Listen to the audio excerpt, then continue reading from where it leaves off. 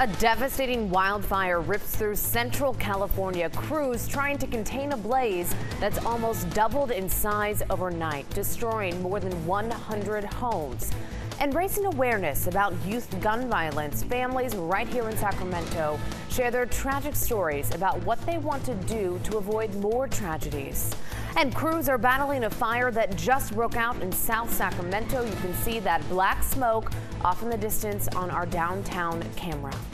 And today is the first day of a long heat wave. I'll have the details and the forecast coming up in just a moment. But first, ABC 10 News starts next. ABC 10 News starts right now with breaking news. Thank you for joining us tonight. Right now, crews are battling a fire in South Sacramento. You can see the smoke from our downtown camera. It was captured just a few moments ago. Fire officials say it's about 1.5 acres and no major structures are threatened. Now, this is happening near Watt Avenue and Highway 16. We will update you with more information as it becomes available. Mine, my daughter's house, all the friends we know up there, they're all gone. They're just foundations now. Our other top story, entire communities reduced to ash and rubble. With flames raging out of control in central California, survivors are hoping it will just be days, not weeks, before they can go home and start picking up the pieces.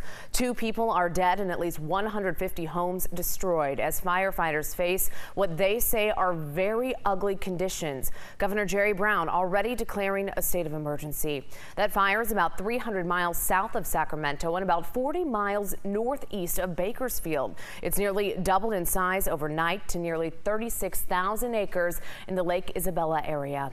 And as crews battle that blaze, damage inspection teams are in the process of counting all the structures damaged or destroyed. And firefighters say the flames are spreading east and they are working under hot, dry conditions and steep terrain. We have a monster out there that might be not as bad as it was 2 days ago, but the potential is there. An elderly couple was killed in the blaze when they couldn't escape those fast-moving flames. They have not been identified, and the cause of that fire is under investigation. And a wildfire near Mono Lake has grown to more than 800 acres and is only 5% contained. US 395 remains closed, and traffic is being detoured through Hawthorne, Nevada at this time. Crews are working to build fire lines to direct those flames away from the highway and homes. They believe a person started that fire. And with the governor's emergency declaration, crews are busy here in Sacramento at the state's Emergency Operations Center, acting as a brain. Now it's here where workers monitor computer screens 24/7, looking for any disasters. Then they coordinate resources where they are needed. In the summer, that's usually fires. We begin to call in all the state agencies that might be involved with this particular incident. So might be public health, might be air resources, who would be monitoring the air. It might even be the Red Cross, who's providing shelters for some of the evacuees. Right now it's busy and there are more than 4,500 firefighters battling 6 large fires across our state. Harry Stockman is in the Weather Center tonight. Harry, it is hot and fires like that. Exactly. It's hot, it's dry, and we have a little bit of wind, not quite as much as we expected today. Just the same, the humidities are very, very low. Let's take a look at the current conditions right now in Sacramento. Now, we've had a respite from the heat the last couple of days, but now it's 99 degrees out there. The relative humidity is low at 16%, and we have a little bit of a breeze at 7 miles an hour. And you can see I think that's mostly smoke and some haze there in the background as we look down towards where that fire is in the Sacramento area. We're looking at a low tonight of about 60. By noon, we should be 92, and we're going to be a little hotter tomorrow, about 101 degrees in Sacramento. Right now, we've got mostly upper 90s up and down the valley, although Modesto has already reached 100 degrees. It's turning hot here in the valley and in the lower foothills, and it's going to stick around for a while. Now, the wind's not as strong in the Sacramento Valley as we thought today. No red flag warning. Just the same, it is hot. There's any kind of breeze kind of dries things out, especially if it's coming from the north. And the fire danger remains high, unfortunately. And I'll be back in just a few moments to give you the extended forecast, which I'm sad to say is not very good, not unless you really like hot weather.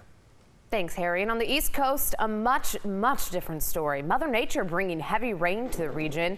In West Virginia, it's a race to rescue people from flooded homes and businesses. The devastating floods killing nearly 24 people. And a bird's eye view shows just how much of that area is now under that brown, murky water. You can see roads washed away and homes smashed apart. And people who live there are left picking up the pieces. I lost about everything I had. It's crazy down there. The whole thing's like underwater. The PGA Tour says they are canceling next month's Greenbrier Classic. The course near Charleston suffered major damage from the floods. And new at 5, search crews found the body of a missing 10-year-old boy at the Modesto Reservoir.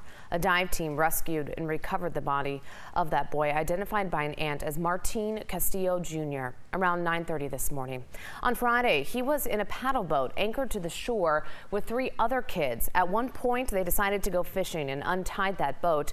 Families saw them in the middle of the water and yelled for them to come back, but Martin Jr. never made it back to shore. Kids not sure how well of swimmers they were. Family members tried to save them, but unfortunately we're only able to get to 3 of them. None of the children were wearing life vests. The Stanislaus County coroner is still determining how Martin Jr. died, although it's likely he drowned. And the mother of J.J. Clavo, a Grant High School football player shot and killed last November, wants to do something about gun violence. Today, she hosted a support session for those who have also lost someone they love. ABC 10's Frances Wang shares her stories. From mothers whose children were killed almost 10 years ago to a mother who just lost her son this week. Everyone in this living room knows all too well the heartbreak that gun violence can bring. I thought it was important for the simple fact that we all keep in contact on a daily basis, check in with one another on bad days, good days, wonderful days, just to encourage, motivate, and keep strengthening one another. Mothers all over Northern California, from Sacramento to Oakland, each getting a chance to share their stories. I promised and I offered her a safe place, a judgment-free zone. This mother opening up for the first time since losing both of her sons to gun violence in very different ways. Her story bringing a unique perspective to the rest of the group. I have said more than one time, both sides suffer. One son shot and killed, the other son ending up in jail for a separate shooting. Like, I can't be angry at this man because then on the other side, I got my son. And even though the support group is mostly mothers of murdered children, it's open to all who need prayer and healing. A hurt family, Father God. And it's not just the feelings of pain and heartbreak bringing this group together, it's also the determination to make a difference. There's so many things I think that need to be taught to our youth to help them balance against so much of the evil that's out there, that's lurking in those streets. I think we all stand on a united front. That is something that's really important and dear to us. In Sacramento, Frances Wang, ABC 10 News. What a strong group of people bringing that grief to support. And in February, Sacramento police arrested 16-year-old Camonte Lindsay in connection to JJ's shooting death. He is being charged as an adult and faces charges for murder and shooting into an occupied vehicle. Happening today in Stockton, officers are playing in a benefit basketball game against former 49ers and Raiders players. Tip-off is scheduled for 6 tonight at Delta's College Blanchard Gym. And thanks to a private donor, the first 500 people are getting in free, which is pretty great. Tickets are $15 or $25 for 2 tickets. All that money goes towards the Stockton Police Youth Activities and Cadet Program. And we want to remind you about another good cause helping veterans in need now through the 4th of July. We're partnering with Bonnie Plumbing, Heating and Air and the Honor Group to provide service dogs to vets in need. Your donations will go towards the cost of the dog, which helps veterans with post-traumatic stress and traumatic brain injuries. The link, you can find that on our website, which of course is abc10.com. In the United Kingdom, Brexit continues to have a ripple effect worldwide, from the markets to your 401ks, what's next for the UK, and why other countries could follow. And from Brexit to Texit, the secession movement in the Lone Star State is making a comeback, why Texas' exit strategy could be harder to make a reality. Around the world now in Somalia, at least 14 people were killed in an attack at a popular hotel. Police say a car blew up in front of the security gate at the hotel in Mogadishu, Somalia's capital. Photos tweeted out show plumes of smoke coming from where that car blew up, and police say at least 4 gunmen stormed in, randomly shooting at guests. Police say the men have been killed and that siege is over. Al-Shabaab is an Islamic extremist group claimed responsibility for that attack.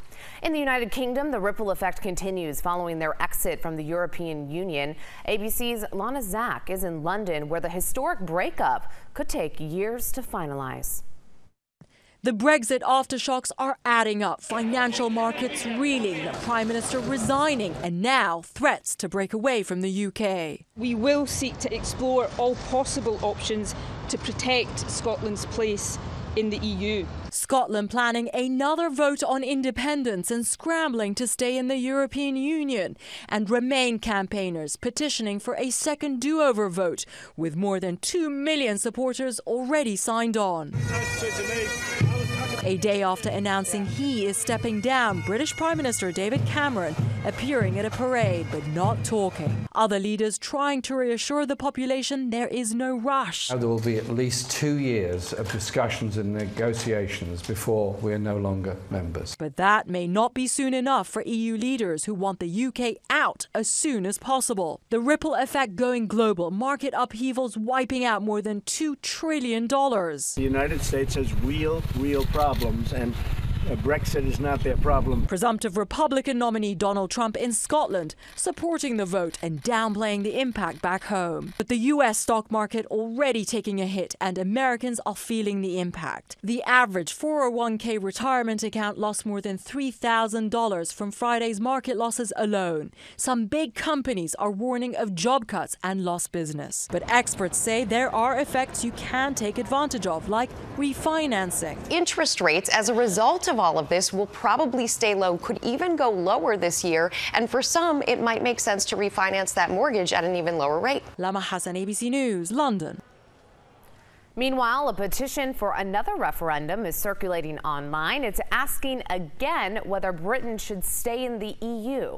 It's already gotten more than 2.3 million signatures, and that means British Parliament must consider it. But it doesn't necessarily mean they have to act on it. It's apparently so popular that website crashed. And in the wake of Brexit, a new movement is back. We're calling it Texit, renewing the Texas secession push. And on Friday, the Texas Nationalist Movement tweeted at Governor Greg Abbott, claiming they have more than 250,000 petition signatures. But is it actually legal for Texas to leave the U.S.? For a Texplainer, you get that one. The short answer is no. The U.S. Constitution mentions ways for admitting new states, but not for states that want to leave. In the EU's case, there are procedures in place for countries that want to leave. And tomorrow is a big day for the LGBT community. Sunday marks the 1-year anniversary of the Supreme Court's decision legalizing same-sex marriage. The 5-4 ruling struck down the remaining states that banned same-sex marriage. Since then, couples have been heading to the aisles to tie the knot. A Gallup poll released earlier this week says nearly 1 million adults are in same-sex marriages, a 33% increase. In New York, there will be a march along Fifth Avenue to celebrate. It comes after another historic day Thursday. That's when President Obama designated the Stonewall Inn as the first national monument dedicated to LGBT rights movement. In 1969, the former tavern was raided by police, inspiring the modern gay rights movement. And in West Sacramento, canines are put to the test. How handlers are training their 4-legged partners to take a sniff and bite out of crime. It is sunny and hot, and it's going to get hotter. How hot? Well, I'll have that forecast next. In West Sacramento, canines from across Sacramento and the Bay Area were put to the test, from searches where dogs only had 90 seconds to find bad guys hidden in cars, to obstacle courses, to the crowd favorite taking a big bite out of crime. They want their dog to be really in sync with them. They want to come showcase their skills and maybe learn if their dog has a little chink in the armor, maybe they can try to learn what it is. Now it's the third time they've hosted the event over the past 5 years. 20 police canine teams participated today. Harry Stockman has a check of our forecast. We're kind of getting a big bite of heat. We definitely are. It's going to feel like summer the next several days. Temperatures are getting up there. 99 degrees right now in Sacramento, as you can see. Humidity is low at 16%. Just a little bit of a breeze, not as much as we thought there might be today. Even so, the fire danger, as you can tell, is really high. I mean, we're reporting on fires all over the state, and things are probably going to get worse, not better, at least as far as the weather is concerned. It's going to stay hot. We're looking at 101 for tomorrow afternoon, and we're going to get hotter than that here in a few days. I'll show you that on the 10-day planner in just a second. These were the temperatures right now. Modesto's got 100, otherwise mostly upper 90s all up and down the valley. Fairfield, when it cools off and starts getting a wind coming in from the ocean, we cool off, but that's obviously not the case today. They're 96. San Francisco's a rather pleasant 72, and we need to see San Francisco a lot cooler before we get cooler. These are the winds. It's a little bit breezy in the San Joaquin Valley right now. Fairfield about 18 miles an hour, and much lighter winds, if any wind at all, in parts of the Sacramento Valley, but the conditions are very dry and they're very, very hot. Much of the country will be hot again tomorrow, but the Southwest continues to be hot, and especially centered right over Northern California now for not 1 or 2 days, but for several days. Now I want to show you this. This is Alpine Meadows. Panoramic view of the Sierra. There's Lake Tahoe out in the distance. Look, there's a patch of snow, some more snow. Not much, though. Really has dried out in the Sierra Nevada. Not much snowpack left up there. We are definitely in days of summer. Now, by the way, if you have a great weather picture, send it in to Weather Force at abc10.com. We'd love to put your picture on the air. Meanwhile, satellite picture shows, well, a big gape right here where the high pressure area is. It's associated with sunny skies. Other times of the year, that can be pretty nice. But this time of the year, it means hot weather. If you like it hot, you're going to like the next several days. Temperatures may get as hot as 104. Let's start with the foothills for you. We expect to see sunny skies, 90s and low 100s tomorrow, but nicer up at Lake Tahoe, 79 degrees. And the weather there will stay nice, upper 70s and low 80s for the next several days. Along the coast, we're going to see temperatures in the upper 60s and low 70s, warming up as you come inland. Tomorrow, 100 to about 101 or 102 in the San Joaquin Valley. Similar conditions in the Sacramento Valley as well. Maybe 103 in Woodland. We're talking some really hot weather. 103 in Roseville. Here's your extended forecast. I've got 104 on Tuesday, and yeah, pretty hot all the way through Wednesday. You're going to find out how hot it can get in Northern California here, Emily. The temperatures are going to soar for about 4 or 5 days. We'll get a slight break, and then it turns hot once again. You know, I've lived here a year and a half now or so, and I like hot weather. It's one reason I moved here. I remember thinking last year it wasn't super steamy. No, it wasn't. But this is kind of giving us an early taste of that heat. This is different. It starts getting up to 105 and hotter. It's rare when it gets up to 110 in the valley, but it has happened, especially up in Redding. But it can happen in Sacramento, too. Hopefully not this time, but 104, 105, that's definitely possible. You're saying brace yourself for the rest of summer. I will take this any day over St. Louis and muggy, uncomfortable, and almost claustrophobic. It's hard to breathe with the humidity. Oh, yes. Yeah. Harry, thanks. And from comb-overs to hairless pups, you can call them the Worston Show. We'll reveal the winner from this pack of misfits at this year's Ugliest Dog competition. But first, what's ahead on World News Tonight? Hi, Emily. Coming up on World News Tonight, historic floods in the east and, of course, those monster wildfires in the west. Also today, Donald Trump defending his visit to his golf courses in Scotland. And this story about millions of music fans who were in a class action lawsuit. They won tickets to shows they say no one actually wants to see. It's after ABC 10 News at 5.